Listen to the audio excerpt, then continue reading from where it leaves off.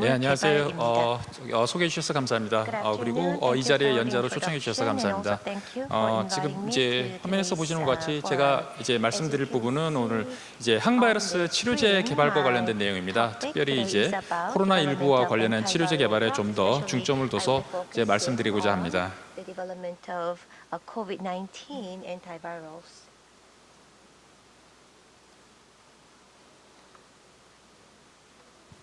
어떻게 해야 넘어가죠? So how can I go to the next page?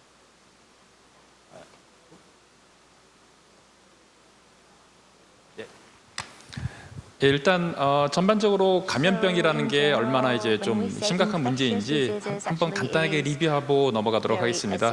지금 첫 번째 슬라이드 보시면요, 지금 1981년도 이후로 지금까지 40년 동안 전 세계에 문제를 일으켰던 신종 이제 감염병 그리고 재출현한 이제 감염병들에 대해서 정리를 해본 건데요.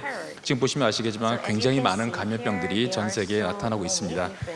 특별히 이제 우리나라에서 문제가 됐던 것만 지난 10년 동안 한번 보시면요, 뭐 많이들 이제 기억하시겠습니다만 최초의 것은 이제 살인진드기 바이러스라고 이제 살인진드기 바이러스에 의해 감염된다고 알려진 중증열성 혈소판 감소 증후군이 있습니다. 뭐 요거는 사실은 뭐 2013년도부터 이제 우리나라에서 보고가 되고 지금은 뭐 거의 알러지처럼 뭐 한 4, 5월부터 시작해서 10월, 11월까지 야외에서 진드기에 이제 물려서 이제 발생하는 그런 바이러스 감염병입니다. 뭐 최초는 사실은 뭐 중국에서 2011년도 논문을 통해서 발견이 됐습니다. 그래서 비교적 이제 동북아시아에서 많이 문제가 되고 있고요. 그 다음에 뭐 다들 우리나라에도 큰 문제가 됐었던 2015년 그 메르스 사태가 있었습니다. 뭐 요거는 뭐 중동 지방 같은 경우는 2012년도부터 처음에 발견이 됐고요. 그 다음에는 뭐 특별히 우리나라에서 직접적인 감염이 있었던 건 아닙니다만은 2015년, 16년 지카 바이러스 아웃브레이크가 있어서 전 세계를 공포에 몰아넣은 적이 있었습니다. 특히 이제 소두증 때문에 이제 굉장히 이제 공포에 몰아넣었었고, 뭐 요거는 사실 이제 모기에 의한 감염병이기 때문에 우리나라에서 직접 감염은 없었지만은 뭐 중남미 혹은 이제 동남아를 여행하고 오신 여행자들로부터 이런 바이러스들이 검출된 바가 있습니다. 그리고 작년 말 이제 아프리카 돼지열병이 있습니다. 뭐 바이러스 자체가 발견된 거는 뭐 100년이 이제 다 됐는데요. 사실 뭐 당연히 치료제나 아직 백신도 없고요.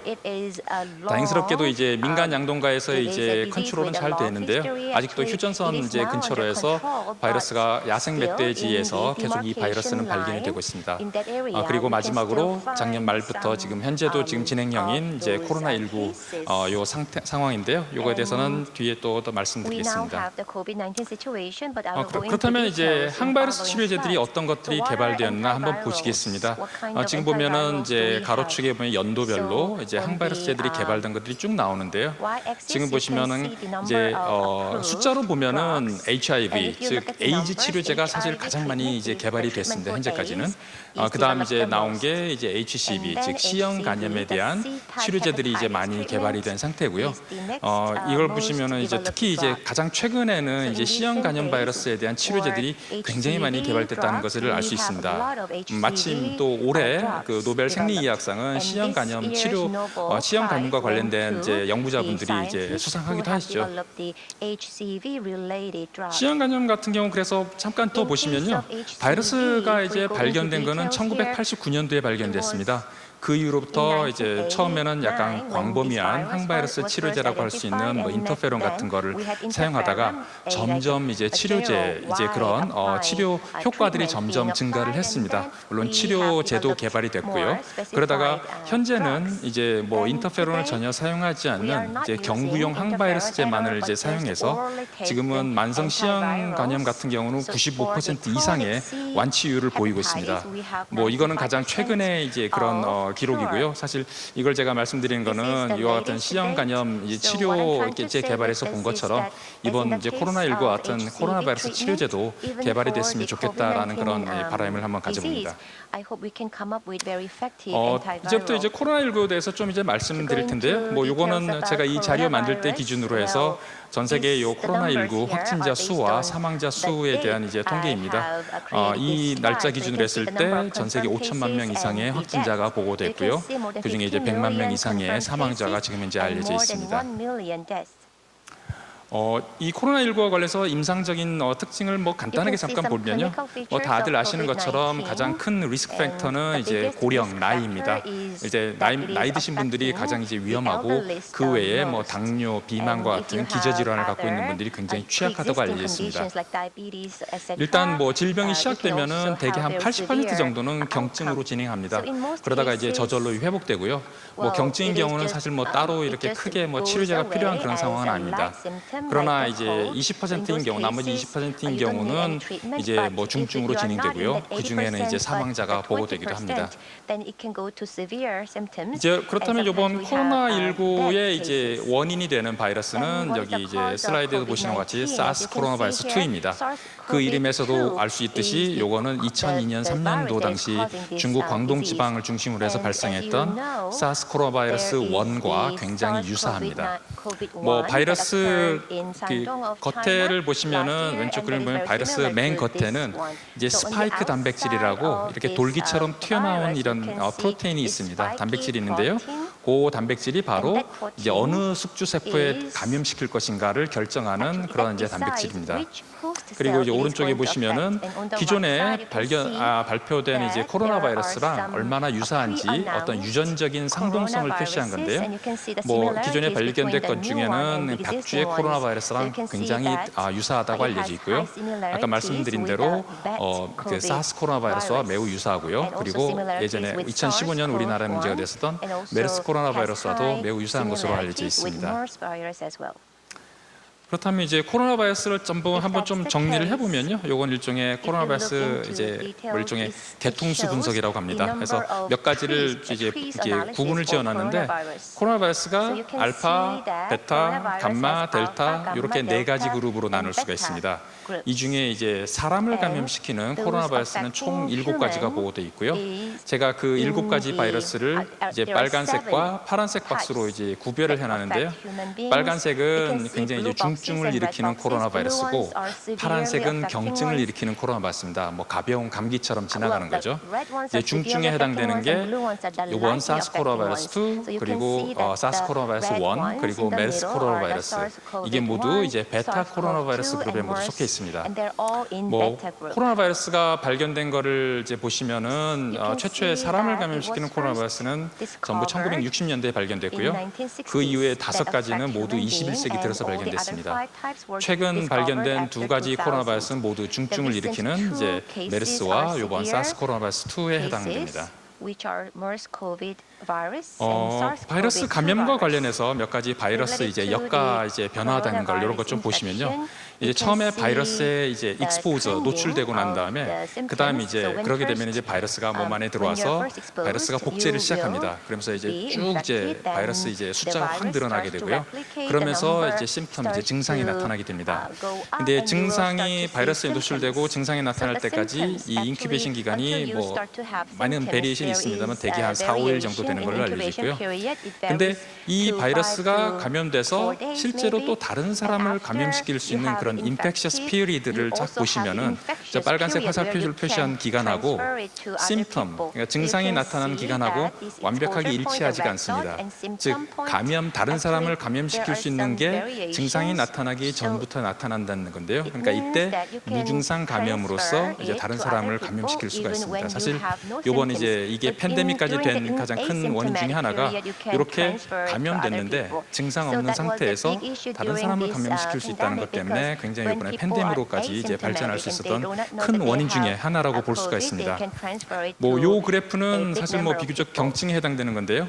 바이러스가 이제 증가하다가 결국에 어느 정도 되면은 우리 몸에 이제 그런 면역 시스템의 이런 그런 것과 더불어서 바이러스가 결국에 이제 점점 떨어져서 자연적으로 이제 회복을 하게 됩니다. 그렇다면 이제 이런 코로나 바이러스 치료, 코로나19 치료는 어떻게 되냐? 요거를 이제 좀 2가지로 구분할 수가 있어야 되는데요. 왼쪽 상단에 보면은 아까 이제 보여드렸던 이거는 경증에 해당되는 경우고요. 오른쪽 상단이 이제 비교적 중증에 해당되는 경우입니다. 보면 이제 똑같이 이제 바이러스 로드, 그러니까 바이러스가 복제하면서 점점 증가하고 떨어지는 패턴이 오긴 오는데 거기에 따라서 우리 몸에 면역 시스템이 작용을 합니다. 맨 처음에 작용하는 게 innate immune response라고 선천 면역 시스템이 먼저 작용을 하고요. 나중에 이제 항체라든가 이런 게 만들어지는 후천 면역, 그러니까 어댑티브 이뮨 리스폰스가 시작을 합니다.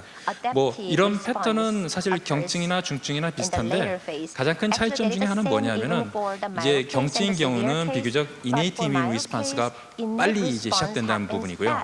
중증인 경우는 요 이네이트 이뮨 리스폰스라고 하는 부분이 좀 딜레이, 좀 지연돼서 일어납니다. 그래서 이 사실은 결국은 이제 아까 말씀드려도 중증인 경우는 그런 것들이 문제고, 그리고 사실은 이게 치료제를 개발한다 혹은 치료제를 개발한다 했을 때 이 중증의 포커스를 맞추는데요. 타이밍이 굉장히 중요합니다. 그러니까 타이밍에 따라서 치료제를 따로 써야 됩니다. 안 그러면 사실 치료제가 독이 될 수도 있어요. 그래서 왼쪽 하단에 보시면은 지금 요거는 이게 좀 범위를 설정해 놨는데요. 바이러스 로드, 그러니까 바이러스가 복제가 한참 일어나는 이 구간에서는 사실은 이거는 뭐 바이럴 페이스라고 이제 또 표현을 하는데, 이때는 바이러스 복제를 차단할 수 있는 항바이러스제가 굉장히 효과적일 수 있습니다. 그렇고요. 그 이후 이제 바이러스가 피크를 찍고 그다음 내려오는데 그다음 면역 반응이 막 일어나는 구간이 있어요. 요거를 이제 인플라메이터리 페이스 혹은 사이토카인 스톰 페이스라고 표현하는데, 이때는 과도한 면역 반응이 오히려 우리 몸에 해를 주는 그런 시기입니다. 그래서 이 경우는 면역 반응을 억제할 수 있는 그런 약물이 이제 효과적입니다. 이제 가장 대표적인 것들이 이제 스테로이드계 약물이 바로 이제 그거에 이제 해당이 됩니다. 그래서 이런 거를 염두에 두시고 지금 현재 얘기되고 있는 언급되고 있는 몇 가지 이제 치료제 그런 것들을 좀 보시면요. 왼쪽에 보면은 요거는 아까 말씀대로도 바이러스 복제를 억제할 수 있는 약물들입니다. 이 복제를 억제한다는 거는 결국은 바이러스가 우리 몸에 들어왔을 때, 세포에 들어왔을 때 어떤 과정을 거치고 각각의 과정을 이제 저해할 수 있는 그런 특정 약물들입니다. 자, 이제 앞서도 이제 뭐 묵현상 단장님께서도 뭐 말씀 많이 해주셨지만은 이제 바이러스가 처음 세포에 들어오는 그 단계, 진입 단계를 막는 약물들이 있습니다. 이 진입하는 데 있어서 바이러스가 사용하는 게 바이러스 맨 바깥에 있는 스파이크 단백질이라는 게 있고요. 그다음 그 스파이크 단백질하고 특이적으로 결합하는 ACE2라는 이제 세포의 수용체 단백질이 있습니다. 요 두 가지 단백질 간의 상호작용을, 인터랙션을 막아버리면은 바이러스가 이제 세포 안으로 못 들어오겠죠. 이제 그 대표적인 약물들이 뭐냐면은 컨발레센트 플라즈마, 즉 회복된 환자의 혈장입니다. 보통 우리 혈장 치료라고 하는 부분이고요. 두 번째가 모노클로널 엔티바디라고 했는데 이제 우리가 보통 말하는 항체 치료에 해당됩니다. 그래서 요 두 가지 것들이 결국에는 중화항체로서 이 두 가지 스파이크 단백질과 ACE2 단백질 간의 결합을 저해하는 역할을 하면서 바이러스가 세포에 들어오는 것을 막게 됩니다. 그런 게 하나가 있고요. 또 하나는 바이러스가 세포로 들어오는데, 또 하나는 바이러스 그 맨 바깥에 있는 그 멤브레인, 막하고 숙주 세포에 있는 막하고 서로 퓨전이 일어나야 바이러스가 안에 들어올 수 있는데요. 그 퓨전을 막을 수 있는 게 이 TMPRSS2라는 단백질이 있습니다. 이거는 이제 좀 어렵게 말씀드리면 스파이크 단백질을 프라이밍해서 이걸 퓨전을 이끌게 만드는데요. 이 TMPRSS2를 막는 약물이 나파모스tat하고 카모스tat이라는 그런 약물들이 이미 알려져 있습니다. 그래서 어쨌든 이런 약물이 없을 때 바이러스가 세포 안으로 들어오고요. 그다음 쭉 여러 가지 거쳐를 거쳐갖고 궁극적으로 바이러스가 복제를 하려면은 이 바이러스는 RNA 바이러스입니다. 그러니까 RNA가 복제가 돼야 되는데요. RNA 복제를 막는 그 약물이 렘데시비에 해당됩니다. 그래서 렘데시비 같은 경우가 아시는 것처럼 지금 이제 긴급 사용이 승인받아서 중증 환자한테 지금 사용되고 있는 거고요. 그 다음에 오른쪽 그림을 보시면 요거는 아까 말씀대로도 이제 과도한 면역 반응이 문제가 되는 그런 단계입니다. 그래서 요것들을 막는 약물이 가장 대표적인 게 덱사메타손이라는 약물들이 이 면역 반응을 이제 줄여줌으로써 중증 환자의 회복에 이제 도움을 줄 수가 있습니다. 다음 슬라이드는 지금 현재 전 세계에서 진행되고 있는 임상 시험 현황입니다. 지금 현재 2,000건 이상인데요. 치료제가 2,000개 이상이라는 건 아니고요. 어떤 거는 굉장히 동일한 치료제 후보 물질들이 전 세계 여러 군데서 이제 임상 시험 중에 있다는 겁니다. 그리고 여기 이제 리스트를 나중에 보시면 아시겠지만 이 리스트들이 대부분은 아까 이제 말씀드렸던 것처럼 약물 재창출, 어떤 신약이 아니고 약물 재창출에 해당되는 것들이 사실 이제 대부분입니다. 그렇다면 왜 신약 개발이 지금 이제 이게 잘 안 되냐 하면은 신약 개발하는 게 사실은 거의 기초 연구부터 시작해서 이게 뭐 예를 들어 약물 후보를 발굴해서 동물 실험을 하는 전임상 연구, 그 외에 사람을 대상으로 하는 임상 1상, 2상, 3상 이 과정을 거치는데 일단 기간이 굉장히 오래 걸립니다. 최소한 10년 이상 걸리고요. 그리고 굉장히 많은 자본이 투자되고 그런데 신약 개발하는 게 쉽지가 않습니다. 이거 한다도 하더라도 성공 확률이 사실은 채 10%가 안 됩니다. 그래서 지금 같은 이제 팬데믹인 경우에 이렇게 신약 개발을 해서 당장 쓰기는 사실 좀 어렵다라는 그런 현실적인 문제가 있어갖고 이제 뭐 다른 이제 방법들을 많이 쓰게 되죠. 그래서 그 대표적인 게 이제 드러그 리포지셔닝, 즉 약물 재창출이라는 거고요. 이제 약물 재창출이라는 기존의 어떤 다른 질환에 대해서 신약 개발 과정을 다 거친 약물들이 있습니다. 그 약물들은 이미 약물의 안전성이라든가 약물 동력학 이런 것들이 다 이제 어느 정도 증명이 된 거고요. 그 약물들에 대해서 만약에 이번 코로나19에 대한 어떤 항바이러스 활성이 만약에 확인된다면은 뭐 하면은 바로 이제 전임상 혹은 임상 1상까지 바로 건너뛰고 임상 2상, 3상으로 바로 진행을 할 수가 있습니다. 이번에 뭐 예를 들면 렘데시비르 같은 경우가 바로 그런 경우였습니다. 렘데시비르 같은 경우 에볼라 치료제로 개발이 됐었지만 임상 1상까지는 이미 완료가 됐었거든요. 임상 1상이라는 게 특정 질환을 대상으로 하는 게 아니고 건강한 사람을 대상으로 안정성을 보는 건데 렘데시비르 같은 경우는 임상 1상까지 그래서 끝났었어요. 그러다 보니까 바로 임상 2상, 3상으로 바로 갈 수 있었죠. 그리고 어느 정도 효과가 있다는 걸 확인하고 지금 이제 뭐 긴급 사용 승인을 받아서 세계적으로 좀 사용이 되고 있는 상태입니다. 그래서 저희 연구팀 같은 경우는 올해 초에 이제 코로나19가 이제 시작되고 나서 바로 이제 약물 재창출 연구를 시작을 했습니다. 뭐 하게 된 거는 저희가 기본적으로 뭐 메르스나 사스 치료제 개발을 계속 하고 있었다 보니까 이제 그런 어떤 관련된 노하우라든가 툴 같은 것들이 잘 갖춰져 있었습니다. 그리고 뭐 저희 연구팀 같은 경우는 이제 이미지 기반 스크리닝을 해갖고 이제 그런 약물 스크리닝 할 수 있는 그런 시스템들이 잘 갖춰 있었습니다. 여기 슬라이드 보시면은 위에 있는 게 요거 저희가 일종의 이미지 스트립인데요. 빨간색으로 표시된 것들이 이제 세포입니다. 세포의 이제 이제 뉴클레이스에 해당되는 부분이고요. 초록색으로 표시된 부분이 요거 같은 경우는 사스 코로나 바이러스에 대한 이 코로나 바이러스의 단백질입니다.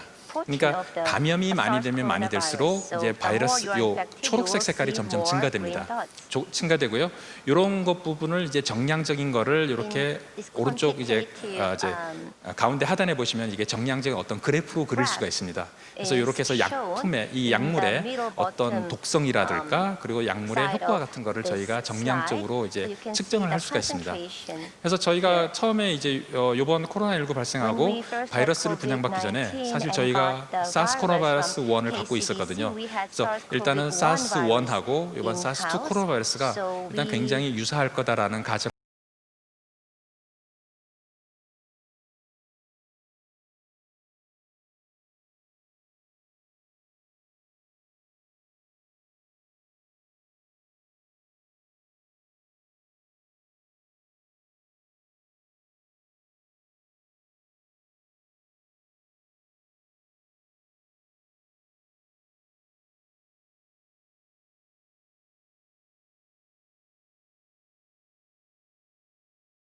보시면은 올해 2월 17일에 질본으로부터 저희가 사스 코로나 바이러스 2를 분양을 받았고요. 물론 이 분양받기 전에 사스 1에 대한 스크린이 이미 진행 중이었습니다. 받고 나서 바로 이제 저희 연구를 위해서 바이러스를 불리는 과정이 있었고요. 그리고 항바이러스 활성을 이렇게 측정하기 위한 그런 분석 방법을 개발하고 최적화하고요. 끝나자마자 바로 앞서 사스 1에서 선별한 48개 약물에 대해서 이번 코로나19에 대한 이렇게 분석을 시작했습니다. 그러고 나서 총 24개 약물을 저희가 이제 선별을 해냈습니다. 이 과정이 총 4주가 되지 않는 기간에 이제 다 완료할 수 있었고요. 바로 일주일 후에 저희가 논문까지 이제 업로드를 할 수 있습니다. 어떻게 보면은 약물 재창출이 얼마나 빨리 진행될 수 있는지 보여주는 한 가지 예일 수 있다고 보고요. 그리고 뭐 제가 알기로는 이 정도 스케일로 약물 재창출 스크린은 전 세계에서 저희가 가장 빨랐습니다. 그래서 결과 보시면은 뭐 요거는 저희가 비로셀이라고 So this is 이제 이거는 virocell, 이게 원숭이 신장 virocell. 세포입니다. 이게 바이러스 The 연구에서 많이 쓰는 이제 monkey's 세포인데요. heart. 뭐 지금 그림 보시는 것 같이 You can 이런 see 이미지상으로 in the photo 바이러스 here 감염 정도가 that 이제 you can see 약물의 the 농도가 증가할 때 infectious 점점 떨어지는 걸 볼 level 수가 of 있고요. the virus 이런 거를 with 오른쪽에 more, 있는 그래프로 전부 drugs 변환시켜 갖고 being, put 약물의 into the 어떤 cell, 얼마나 you can 효과적인지를 see 볼 that 수가 the 있습니다. virus is being 그래서 eliminated. So it 이런 shows the 과정들을 모두 efficacy of 거쳐 갖고 drug. 저희가 이제 선별해낸 약물들이 첫 번째 There are 약물이 some 이제 drugs 시클레소나이드라는 screen 약물이었습니다. virus. 요거는 First one is the 원래는 이제 sclerosinide. 흡입형의 Actually, it was 천식 to 치료제인데요. be 지금 이런 upgraded. It was 거에 대한 이제 a 약물이 cure for 괜찮다고 그리고 여러 가지 asthma, 그런 어떤 관련된 there were some 과학적인 정보들을 related 바탕으로 해서 scientific facts 요 that 약물들이 지금 prove 현재 that 연구자 임상 glycinide 이상 is 지금 quite 현재 진행 effective 중이고요. to treat, 그다음 두 번째 약물 같은 경우는 COVID-19. 니클로사마이드라는 약물인데요. 이것도 마찬가지로 저희가 관련된 자료라 모두 분석해 봤고 괜찮다 싶었는데 이게 사실은 몸에 흡수가 잘 되지 않는다는 그런 단점이 있어갖고 좀 추가적인 제형 개발이나 이런 걸 하고 있습니다. 그래서 지금 이것도 저희 연구 결과 바탕으로 국내 그리고 국외에서 연구자 임상 이거는 임상 1상부터 지금 이제 진행 중입니다. 그리고 사실은 이제 가급적이면 이 약물 스크리닝을 이제 원숭이 신장세포가 아니고 사람의 폐세포를 사용해서 해보자라는 그런 생각에 사람 폐세포를 사용한 똑같은 이미지 기반의 저희가 약물 스크리닝 방법을 빨리 개발을 했고요. 요걸 이제 기반으로 해서 저희가 또 앞서 발굴한 24개 약물에 대해서 약물 효과를 또 평가를 했습니다. 이제 세포가 바뀌다 보니까 약물 효과가 이제 좀 많이 좀 달라지는 부분이 있었는데 대개는 약물 효과가 좀 떨어졌습니다. 이게 그 중에서도 가장 대표적인 약물이 여기 빨간색으로 표시한 클로로킨, 요건 말라리아 약인데요. 요건 한 약물 효과가 거의 한 10배 가량 폐세포에서는 떨어지는 것을 볼 수 있었습니다. 그래서 지금 뭐 전 세계에서 몇 가지 시행된 이제 하이드록시 클로로킨이 임상적으로 효과가 좀 없더라라는 그런 결과와 좀 이제 매치가 되는 그런 내용입니다. 그리고 몇 가지 약물들은 약효가 오히려 사람 폐세포에서 굉장히 증가한 경우가 있었습니다. 가장 대표적인 경우가 렘데스비르가 이제 그런 경우였고요. 또 하나 나파모스탓이라는 약물하고 카모스탓이라는 약물이 폐세포에서는 약물 효과가 굉장히 좋아졌습니다. 그래서 이런 게 주목할 만하고요.